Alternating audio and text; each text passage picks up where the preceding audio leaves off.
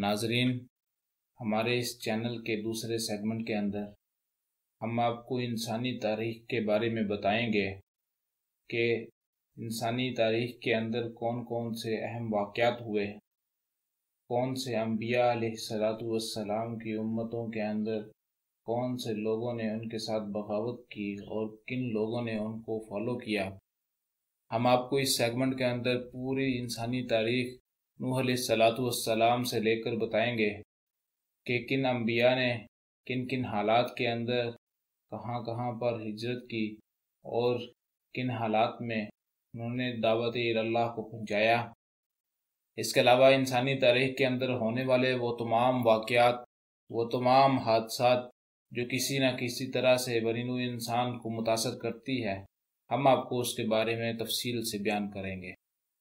اور اس ویڈیو کے پہلے حصے میں ہم آپ کو نوح علیہ السلام کے بارے میں بتائیں گے کہ نوح علیہ السلام کا اصل نام کیا تھا اور ان کی اولاد میں سے کون لوگ انبیاء کے درجے پر فائز ہوئے، طوفان نوح کب آیا اور کتنے دن تک رہا، نوح علیہ السلام کے ساتھ کتنے لوگ تھے اور انہوں نے کہاں قیام کیا، عرب میں رہنے والے نوح علیہ السلام کے کس بیٹے کی پشت سے ہیں اور برصغیر کے لوگوں کا شجر نسب کیا ہے، ترکی اتاترک اور فرانسیسی لوگ، چین کے لوگ، یہ تمام کے تمام نوح علیہ السلام کے کس بیٹے سے ہیں، کیا نوح علیہ السلام کے علاوہ بھی کوئی اور نسل یہاں پہ اس دنیا میں آباد ہے، کیا یہ حقیقت ہے کہ ہم دنیا میں جتنے بھی لوگ آباد ہیں وہ نوح علیہ السلام کی پشت میں سے ہیں۔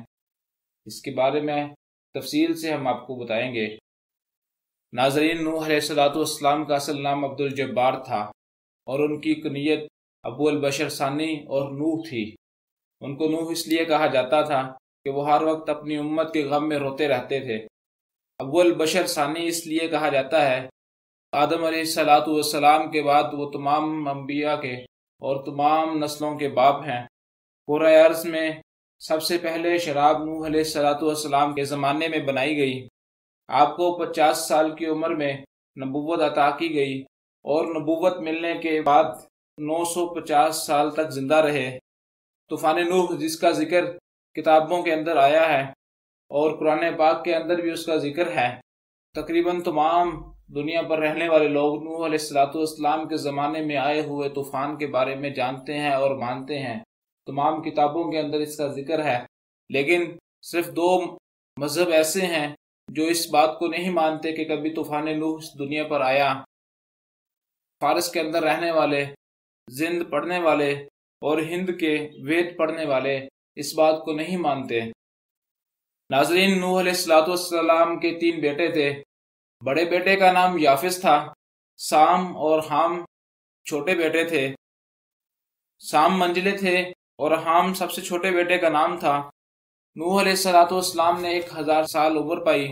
نوح کے ایک بیٹے کا نام کنعان بھی تھا جو طوفان میں ہلاک ہو گیا، اور ایک بیٹا عابر تھا جو طوفان سے پہلے انتقال کر چکا تھا، اور ایک بیٹا جس کو بناتر کے نام سے جانا جاتا ہے، اس کا ذکر تاریخ کی کتابوں میں نہیں ملتا۔ ناظرین، سب سے پہلے نوح علیہ السلام کو یہ اعزاز حاصل ہوا کہ وہ ادریس علیہ السلام کے بعد نبوت سے سرفراز کیے گئے۔ یہ پہلے نبی ہیں کہ ان کی شریعت نے حضرت آدم کی شریعت کو منسوخ کیا، اور ان کی دعا سے عذاب الہی کفار پر نازل ہوا۔ سب سے پہلے آپ نے نماز کے اوقات کار خداوند تعالیٰ کے حکم سے مقرر فرمائے۔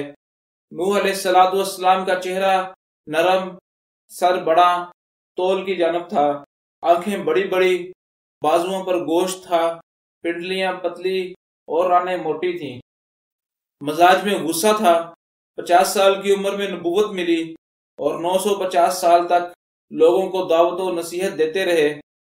جس وقت آپ کی عمر 600 برس سے زیادہ ہو کر دوسرے مہینے کے 17 دن کی ہو گئی تھی، اس وقت آپ نے دعا کی اور ایک عالمگیر طوفان آیا جس سے تمام کفار ہلاک ہو گئے۔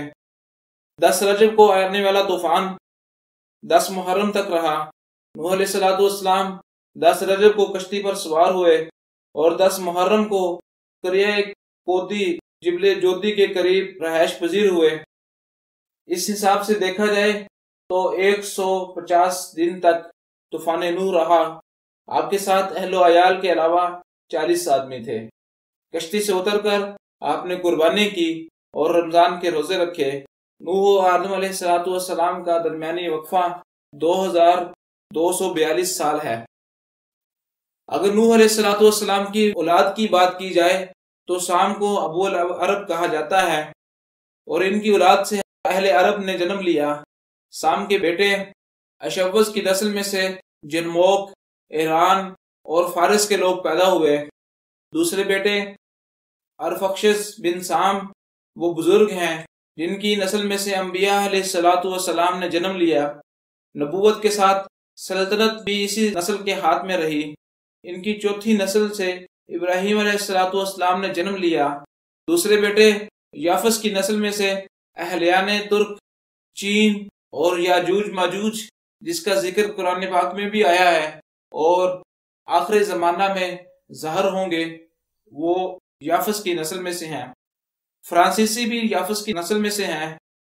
کومر بن یافس سے تغرگر پیدا ہوئے اور ان کی نسل سے تاتاری، سلجوکی، خلیجی اور فرانچ پیدا ہوئے۔ قطبال بن یافس کی نسل نے خوب ترقی کی۔ ان کی نسل مشرق میں اہل چین اور مغرب میں اہل جرمن ہیں۔ افریقہ میں بربریوں اور فرانچ میں انہی کی نسل ہے۔ یاد رہے یہ وہی تاتاری اور بربری قبیلے ہیں جنہوں نے ایک وقت میں پوری دنیا سے جنگ کی اور اس وقت تمام مسلمانوں کو سخت مشکل میں ڈالے رکھا اور 1000 سے بھی زیادہ انسانی کھوپڑیوں کو اکٹھا کر کے انسانی مینار بنایا۔ اہل خراسان اور اہل فارس بھی یافس کی اولاد میں سے ہیں۔ نوح علیہ السلام کے بڑے بیٹے جام بن نوح، حام بن نوح کی اولاد میں سے سوڈانی، ہندی اور کنعان کے لوگ پیدا ہوئے۔ اہلیان ہندوستان بھی حام کی اولاد میں سے ہیں۔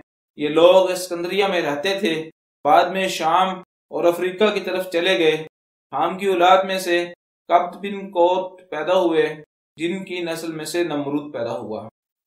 حام بن نوح کی اولاد افریقہ، طرابلس اور شام میں آباد ہے۔ ناظرین، آنے والی ویڈیو میں ہم آپ کو بتائیں گے کہ عربوں کے حالات اور ان کے اوپر حکمرانی کرنے والے حکمرانوں کے حالات کس طرح کے تھے۔